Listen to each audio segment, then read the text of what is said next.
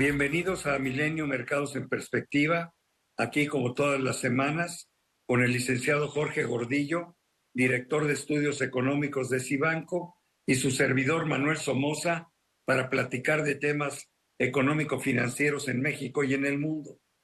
Tuvimos una semana bursátil no buena, yo diría que medio malita, y todo fue provocado por esta incertidumbre sobre la reforma fiscal que estaba presentando el presidente Donald Trump, que finalmente logró aprobarse en forma muy apretada el día jueves, pero bueno, causó gran incertidumbre.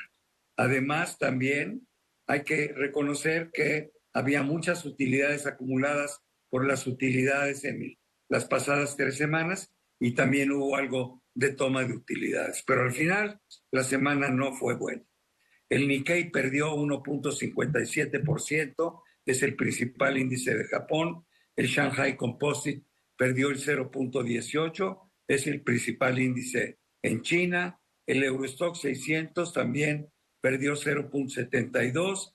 El Dow Jones perdió el 2.6%, el S&P el 2.7%, Nasdaq 2.6%, y el índice de precios de la bolsa también tuvo una ligera baja de 0.34%. Sin embargo, en los acumulados del año, destaca las bolsas europeas muy bien, con rendimientos del 7% acumulados en el año, y también la Bolsa Mexicana de Valores con un 16%. Todas las demás regresan al terreno negativo, sobre todo por esta semana. Después diríamos que el peso contra el dólar, bueno, pues el peso se revaluó. Honradamente yo no encuentro muchos motivos para ello. Pasó de 19.47 a 19.30. Yo aquí también después le preguntaría al licenciado Gordillo, creo que es algo más coyuntural, visto el peso hacia diciembre, lo veo más en niveles de 20 y medio que de 19, pero es una opinión personal. El euro también se apreció contra el dólar y se fue a 1.13 euros por dólar de 1.12 la semana pasada.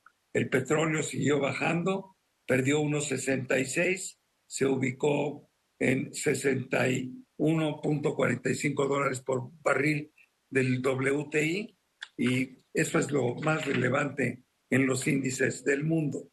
Pero bueno, ¿qué pasó? Yo creo que lo más relevante es platicar sobre el plan fiscal de Donald Trump, simplemente para dejar que el licenciado Gordillo nos lo explique mejor. Yo diría que es un plan fiscal que a todas luces no resuelve el problema, no ataca el problema de cómo reducir el endeudamiento y sobre todo cómo reducir el déficit fiscal en el que vive esa economía ya desde hace muchos años. Adelante, Jorge, por favor. Gracias, Manuel. Saludos a todos. Sí, efectivamente, la intención de Trump desde campaña era reducir impuestos. Eso fue lo que dijo en campaña. Voy a dar deducciones, voy a ayudar a levantar todavía aún mejor la economía, darle fortaleza. Y por ahí esperábamos. Y ese es lo que la característica principal de esta propuesta. Está buscando dar reducciones a las empresas, reducciones al consumidor en general, está aumentando gasto en el lado fronterizo, está planteando hacer una especie de domo tipo Israel de defensa. Es un presupuesto populista, un presupuesto que tiene la intención de levantar a la economía. Trump lo que quiere es atraer inversiones o atraer que todo el mundo apueste a Estados Unidos, y eso no se está viendo. El mercado le está dando la espalda. Hemos dicho muchas veces que todavía Estados Unidos no está cerca de entrar en un impago, pero sí va caminando su deuda a niveles donde no históricos, donde no ha llegado nunca, y son insostenibles. Entonces, en algún momento se va a tener que tocar este tema y se va a tener que atacar el tema de déficit y deuda en el mediano plazo. Dice. Entonces, lo que estamos viendo es una apuesta a Trump por fortalecer la economía de manera fiscal, y un mundo financiero asustado por lo que pueda, implicaciones fiscales o implicaciones de deuda que esto pueda traer.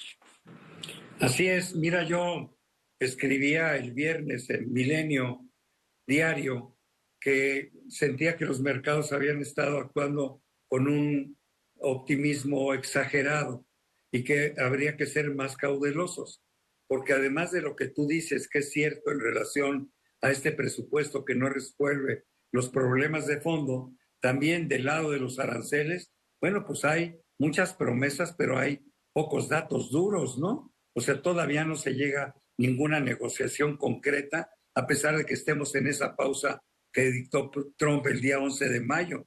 Entonces hay que ser cautelosos porque las cosas se pueden venir para abajo. Por ejemplo, hoy vuelve a reatacar a la Unión Europea con aranceles que dice que les va a imponer del 50%. ¿Por qué? Porque las conversaciones y las negociaciones no han avanzado con la Unión Europea. También es absurdo la amenaza que hace sobre Apple, donde le dice que le va a poner un impuesto de 25% a los teléfonos que no sean producidos en Estados Unidos. En fin, es un chivo en cristalería este hombre genera mucha confusión y mucha incertidumbre.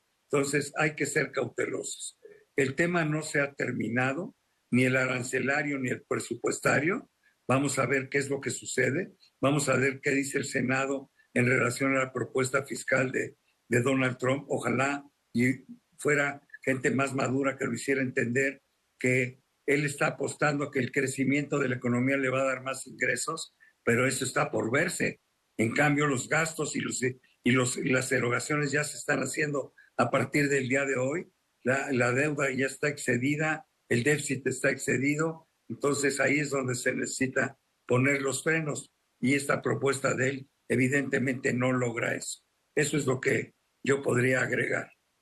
Tenemos una buena noticia, George, no sé qué pienses, pero aparentemente ahora sí ya se van a sentar Rusia y Ucrania a negociar, aparentemente en el Vaticano. El nuevo Papa León XIV se ha mostrado muy insistente para poder ser el anfitrión de esta reunión. Ojalá y así sea, porque sería una gente que podía ayudar a que las partes pudieran entrar en una conciliación. Vamos a ver qué sucede ahí. Pero me gustaría hablar de México. También hubo mucha información en México. Tuvimos buenas noticias, ya las comentarás tú sobre la inversión extranjera directa. Tuvimos malas noticias, como la inflación que salió de la primera quincena del mes de mayo. Y bueno, pues adelante, ¿qué piensas de lo que tuvimos como noticias en México, mi querido Jorge? Sí, bueno, primero la inflación, que es la que estábamos muy atentos. Primera inflación, la primera quincena de mayo. Tenemos 3 meses donde la inflación está rebotando. Y apenas logramos bajar del 4% en enero de este año. Todo el año pasado estuvimos cotizando por arriba. Y Banxico ha sido muy agresivo en la bajar tasa de interés, confiado que la inflación ya está en control. Entonces, este dato de que ya vuelve a subir la inflación arriba del 4% pone un poco entredicho la velocidad o la confianza que tiene Banxico en este rubro. Todavía la inflación subyacente, la que excluye los bienes más volátiles, todavía está abajo del 4%, 3,97. Y todavía no, esto no significa que ya se salió de control la inflación y que tenemos que estar preocupados. No, porque la debilidad de la demanda mexicana te permite tener cierta holgura y no tanta preocupación, porque la presión que vimos en la inflación tiene mucho que ver con los agropecuarios. Pero sí pone el tema de discusión en la mesa. Banxico en las últimas 3 reuniones no ha dejado discutir, ha dicho quiero bajar la tasa, sí, así, tiene un plan muy agresivo de bajar tasas y no ha entrado en discusión qué es lo más importante para el sector financiero, porque sí efectivamente la tasa está muy alta, sí necesita la economía una tasa menor, pero también influye el premio y cómo nos ve el exterior en cuanto a riesgo. Y entonces, en algún nivel de tasa con esta preocupación inflacionaria, puede provocar alguna reacción negativa en cuanto a ventas de bonos que nos pudiera provocar un aumento en los rendimientos de largo plazo. Entonces, creo que la discusión se va a hacer más álgida de aquí a la próxima reunión de Banco de México, que en su comunicado dijo que quisiera bajar todavía la tasa antes de que cierre la primera mitad de año en el 8%. Así es, pero entre líneas se leía que la próxima baja pudiera ser también de 50 puntos base. A mí me parece que con estos datos de la inflación, si no se moderan antes de esa reunión, pues va a ser muy difícil para Banxico irse con todo para abajo, ¿no? Con los 50 puntos base. Eh, la verdad es que el dato honradamente no fue el mejor, ¿no? Pero bueno, sí fue bueno el dato de la inversión extranjera directa. ¿Qué opinas, Jorge? Bueno, ese es un muy buen dato porque estamos pasando momentos complicados en la economía mexicana con mucha incertidumbre, incertidumbre interna para el inversionista local que no sabe bien cómo leer estos cambios en la Suprema Corte, cómo van a venir el cambio en los jueces, cómo voy a tratar de defenderme contra el gobierno, contra mis competencias en el lado judicial. Eso te genera incertidumbre, te genera freno de inversión. Y por el lado externo, la preocupación de los aranceles que nos quitan, nos ponen, que no está muy claro cuál es el verdadero costo y cuál va a ser el efecto en la demanda de los exportadores. Entonces, esto es suficiente para que el inversionista tenga sus precauciones al invertir. Entonces, ver estos montos da la confianza, nos da tranquilidad de que, a pesar de todo, el inversionista está viendo mejoras relativas con respecto a muchos otros competidores de México sobre Estados Unidos.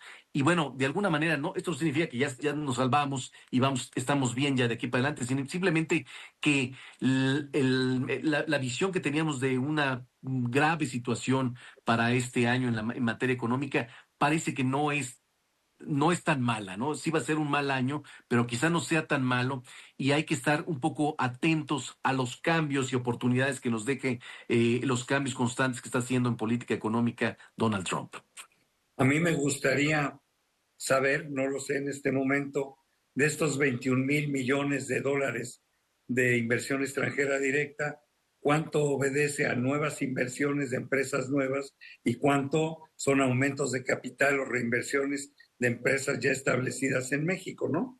Porque yo tenía una impresión de que el dato no iba a ser bueno, primero porque con la actitud tan belicosa de Donald Trump en contra de las empresas que se establezcan en México, de alguna manera frenó de facto el concepto del nearshoring, ¿no? Yo no digo que haya muerto, pero hoy con Trump se ve más difícil que se desarrolle. Entonces sería bueno que estudiáramos a ver de estas cifras cuáles son inversiones continuadas de empresas que ya están establecidas en México y cuáles son empresas nuevas de nueva creación que han llegado a nuestro país.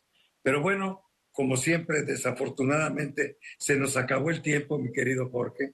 Muchísimas gracias, pero sobre todo gracias a todos ustedes que están con nosotros aquí semana a semana en Milenio, Mercados en Perspectiva. Nos vemos pronto. Gracias, Manolo, que estén muy bien. Hasta la próxima semana.